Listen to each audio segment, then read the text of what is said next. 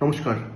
আগামী 29শে মার্চ শনি গ্রহ প্রবেশ করতে চলছে মীন রাশির ঘরে, এবং শনির এই মীন রাশির ঘরের গমনের সাথে সাথেই কিন্তু শুরু হয়ে যাচ্ছে 7.5 বছরের জন্য মেষ রাশির সমস্ত জাতক জাতিকাদের শনির 7.5।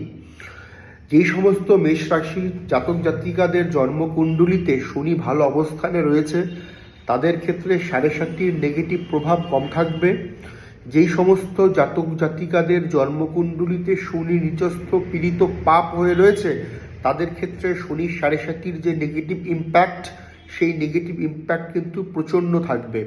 আপনার জন্মকুণ্ডলিতে শনি কী রকম অবস্থানে রয়েছে সেটা অবশ্যইভাবে ভালো শিক্ষিত জ্যোতিষী দ্বারা নির্ণয় করাটা জরুরি। যদি অশুভ থেকে থাকে 7.5-র আগেই তার পূর্ণ প্রতিকার প্রতিবিধান করাটা একান্ত জরুরি মেষ রাশির অ্যাসপেক্টে।